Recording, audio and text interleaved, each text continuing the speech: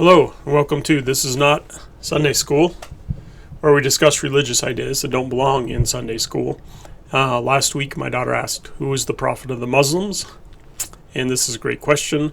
I don't know much about Islam, so I dove in to find out more. I show a picture of a photo of President Hinckley. I'm going to describe the photos because some people might be listening rather than watching. So first, and especially considering the current conflict in Israel, we should mention how the church feels about other religions. I'll put a link in the description where I got most of the quotes that I use from an article called A Latter-day Saint Perspective on Muhammad by James A. Toronto. Very good. Well written. Has a lot of content, a lot of good content. Encourage you to study it on your own. So President Gordon B. Hinckley has consistently advocated dialogue and mutual respect in interfaith relations. He has admonished members of the church to, quote, cultivate a spirit of affirmative gratitude for those of differing religious, political, and philosophical persuasions, adding that we do not in any way have to compromise our theology in the process. He gave this counsel: be respectful of the opinions and feelings of other people. Recognize their virtues. Don't look for their faults. Look for their strengths and their virtues, and you will find strength and virtues that will be helpful in your own life. And hopefully this podcast, this episode, by the way, this is episode 10, The Prophet of Islam. Hopefully this episode will encourage that. One of the grand fundamental principles of Mormonism is to receive truth, let it come from whence it may. That was by the prophet Joseph Smith. He said that. So I love that. We can get truth from any religion, and should, not just our own. Likewise, Elder Russell M. Nelson of the Quorum of the 12 Apostles quoted a public statement issued by the First Presidency in the Quorum of the 12 Apostles in October 1992, calling, by the way, Russell M. Nelson is now the prophet of our church, upon all people everywhere, quote, upon all people everywhere to recommit themselves to the time-honored ideals of tolerance and mutual respect. We could really use that lesson nowadays. We sincerely believe that as we acknowledge one another with consideration and compassion, we will discover that we can all peacefully coexist despite our deepest differences. We can all peacefully coexist despite our deepest differences, end quote. He then added, so continuing the quote, that pronouncement is a contemporary confirmation of the prophet Joseph's earlier entreaty for tolerance. Unitedly, we may respond. Together we may stand intolerant of transgression, but tolerant of neighbors. With differences they hold sacred. Our beloved brothers and sisters throughout the world are all children of God. Beloved children of God. Enough said. I'm now showing a photo of the Quran. So the Muslims, they believe in Muhammad as their main and final prophet. So what does that mean, final prophet? It means they don't believe any other prophets came after him. They believe a lot of the same prophets as we do. Not all the Old Testament, but much of the Old Testament prophets. Their main book of scripture is called the Quran. They actually believe that Jesus was a prophet, by the way. They believe in the Torah, which is the first five books of Moses. They believe in the gospel or some of the books of the New Testament. They don't believe, as in the case with many Christian religions, that there's continuous revelation. So in other words, many Christian religions also believe that after the Bible, God will give no more scripture to man. Now obviously we believe in the Book of Mormon, the Pearl of Great Price, the Doctrine of Covenants, as words of God and continuous revelation. Just like most Christians don't believe that, most Muslims also do not believe that. No more scripture, no more new prophets. I'm showing a photo of some peaceful Muslims praying, a little girl, a man, and an older gentleman. One very important side note is that in the Quran, there are passages of scripture that encourage violence against non-believers. There are violent scriptures in the Quran. You know where else there are violent scriptures? The Old Testament. There's quite a few in there. So in this, they're same as Christians, and many Christians and Muslims use these scriptures to justify violence against other countries, other people. people that don't believe the same as them.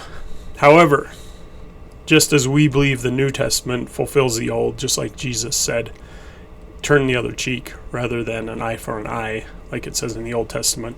So we believe the New Testament sort of supersedes the Old Testament and establishes a more peaceful religion. Guess who else believes that? The Muslims. They believe that their newer scriptures, which are much more peaceful than their older scriptures, are supersede those more violent passages. So in that way, Christians and Muslims, most Christians and Muslims throughout the world, undeniably are peaceful. I'm showing a picture of President Nelson shaking hands with I don't know who that is. I think it's a prince, but anyway, a follower of Islam. So back to Muhammad. He was in 610 AD. He received revelation.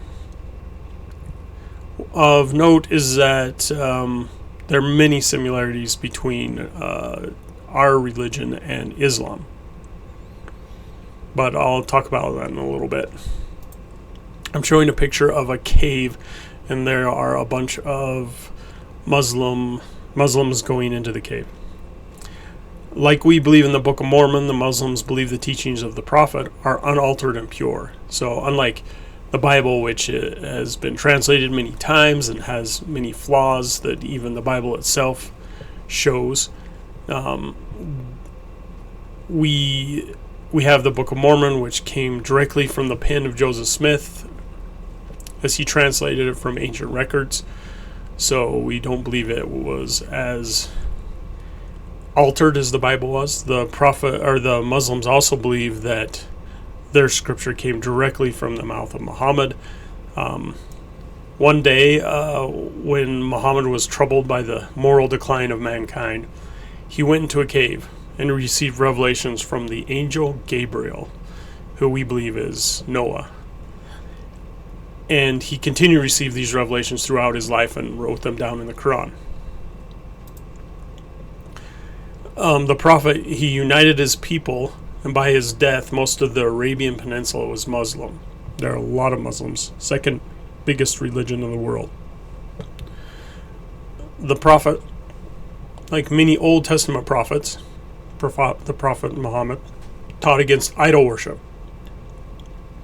So as part of this, the Prophet is forbidden by most Muslims to be portrayed in pictures, which is why this slide is blank. You can't make cartoons of the Prophet Muhammad according to their religion. They don't have pictures of him. There are a few paintings, but even those are sparse. And this is not too much unlike us. We do have pictures of Jesus, but we're encouraged not to pray to them, not to pray to statues. We don't believe in idol worship, just like the Muslims. So here's some things that we have in common between our two religions. We have laws of health. We have the word of wisdom. They have a law of health as well. And both of them forbid drinking alcohol. Another thing is we believe in a prophet who revealed new scripture after the New Testament. So that really, those two alone really set us apart as different religions from mainstream Christianity. We wear religious clothing and have rules governing modesty. So we have the holy garment. They also have holy clothing that they wear to make sure that they're modest. And both our religions have allowed polygamy. Now, I'm not going to go into too much about polygamy in this episode. I want to dedicate an entire episode to that some other time. We also both fast. We refrain from eating for a certain period of time as a mainstream belief in our religion. I'm showing a picture of many, many Muslims. It looks like they're all women. And there's a lot of them. They're in some kind of a park. In the background, you can see the city of Hong Kong. I lived in the city of Hong Kong for 2 years. And in the bottom of our apartment complex, there was a playground. My daughter, who asked the question of this podcast, was not yet born, but my son, he was 2 years old. I would take him often downstairs, down into the playground to play. And most of the children there were Muslims. I would talk once in a while with their mothers and their fathers, and I remember one of them would always joke with me about President Bush. That was during the Iraq War. And even though our countries or our people might have been at war, he joked about it. He was the nicest guy. They were always kind, always nice. I have never met a Muslim that was mean to me. So that's this week's podcast. If you're a Muslim and listening to this, please reach out and comment. Let me know what I got right and wrong. Please like, subscribe, comment, and make suggestions of topics for discussion. So, what's next week's topic? Well, I rolled a random number and we got 29. So, looking down on 29, it says, why Mormons are and aren't Christian. This is a great topic. Excited to talk about it next week. If you want to talk about something else, please just let me know in the comments. But otherwise, why Mormons aren't Christians next week. Thank you and have a good day.